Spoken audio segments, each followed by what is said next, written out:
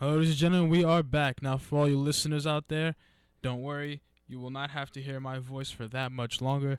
Actually, you know what? That didn't really make sense because when you're listening. So, here we are, last segment of the day, weekly segment, best and worst. I guess you call it of the week, whatever you want. Best and worst. Now, not really a whole lot to talk about. It wasn't really anything. Well, there was one big thing, one big news item in professional wrestling that could be considered bad or one of the worst. I already discussed it, but I'll just rehash over again in case you didn't tune into the last segment or you're just watching this one, whatever it may be. So, best. Now, on Raw, the best thing about Raw this week was, of course, the promo of the Wyatt family. That Bray Wyatt promo was astonishing. It was amazing. It was phenomenal. You know, that right there made me have hope in listening to wrestling promos again because we all know how Raw is. Raw always starts off with some long-winded, repetitive, useless 20-minute promo to start the show. You know, I normally don't care. Usually they say the same things they say every week, so that's pretty much how they operate, or that's pretty much how they run Raw. It's that exact same way. And they did that this week too, so, you know, nothing too shocking there. But the best promo of the night had to be the Wyatt family. You know, you could tell that... I don't know if there's real hatred there. There probably isn't because it's wrestling. It's all kayfabe. But, you know, it's really sounded like Bray Wyatt had a goal. He had a motive for what he did to Undertaker and Kane. And he really, really put some fire into that potential feud. Well, but not potential anymore. It is a feud. And he put a lot of fire into that promo. And not literally, of course, because there was lightning. But there was real passion. You know, Bray Wyatt is already one of the best talkers in the company. He cuts the best promos out of anyone, as opposed to Roman Reigns, who cuts one of the worst. Sorry too, but that's a whole other thing. And so that was the best moment of Raw. Another moment that I personally liked, a lot of people don't really like this.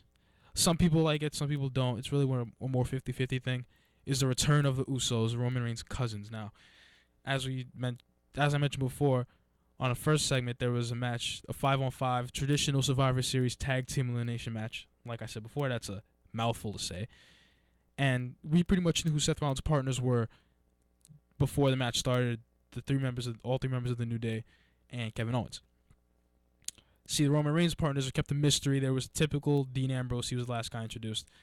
Ryback before him. But the two people before Ryback were the Usos, and Jimmy, I believe it was Jimmy. Jimmy Uso suffered from an injury that kept him out for a really long time, and he came back. Came back at full strength or full health, and so they were able to come back and help their cousin, and they actually said that on Raw, so it's not like they're keeping it a secret. Roman Reigns' cousins, Rikishi's sons, in case you're wondering, the Usos.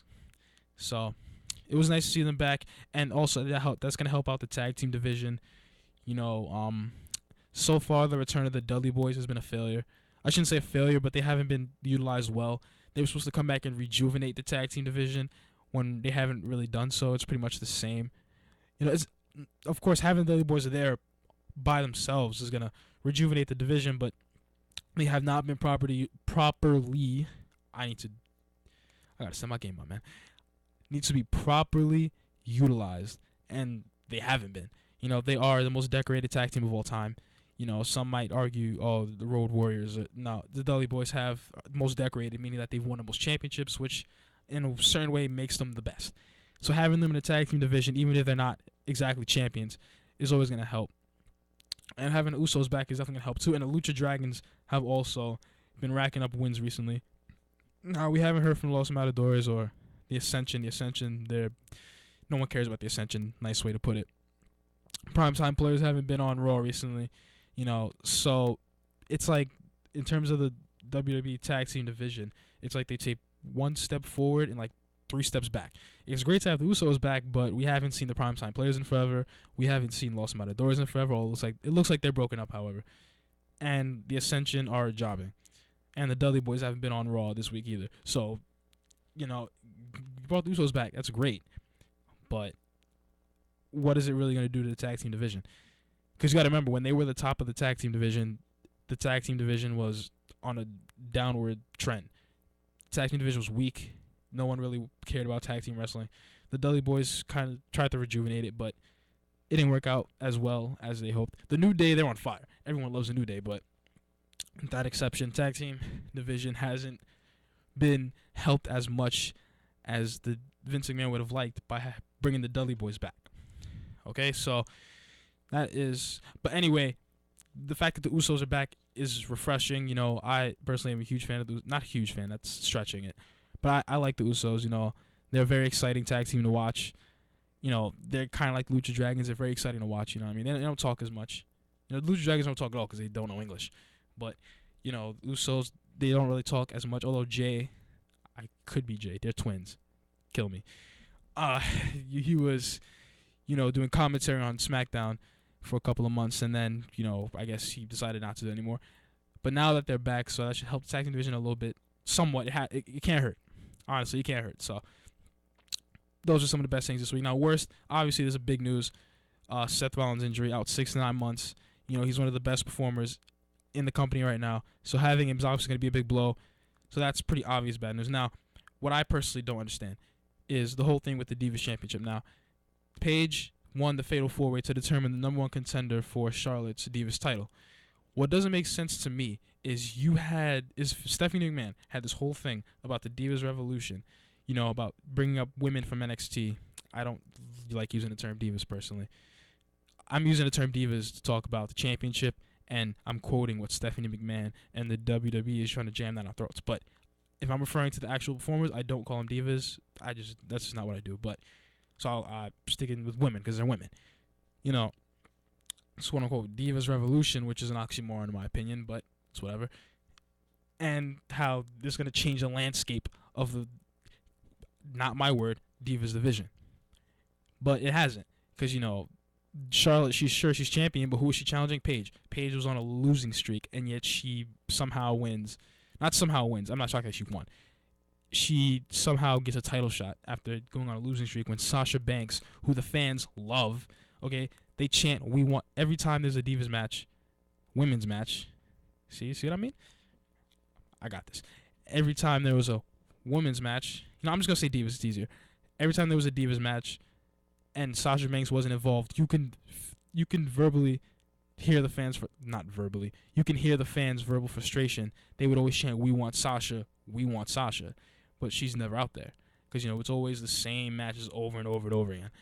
And so I feel like either Sasha Banks or Becky Lynch should have won that match. Nobody wants to see Brie Bella. No, nothing Bellas. Okay? And Paige, while I do like Paige, she was on a losing streak, and it doesn't make sense for her to all of a sudden get a title shot. It doesn't. Sasha Banks, she's by far the most, maybe not by far, but she is the most liked diva, most liked woman. Gotta get better at this, man.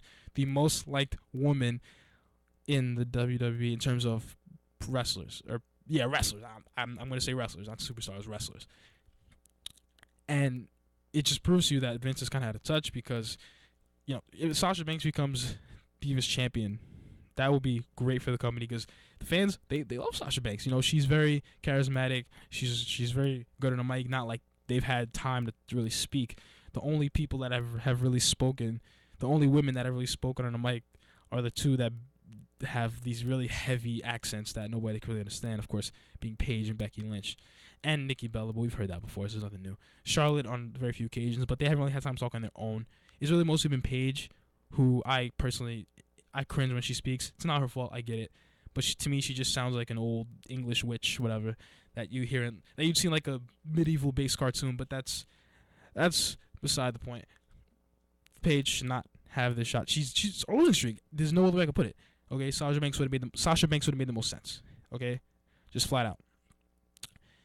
And you know, I guess I just ended it on a sour note.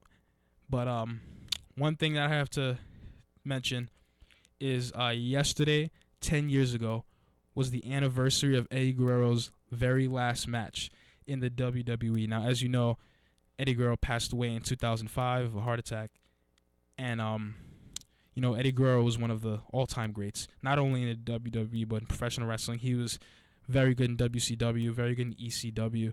You know, he had that memorable match in ECW with Dean Malenko where they had the greatest technical match, if not in ECW history, one of the greatest technical matches of all time. and they both got a standing ovation from the normally rowdy, normally bloodlusting ECW crowd.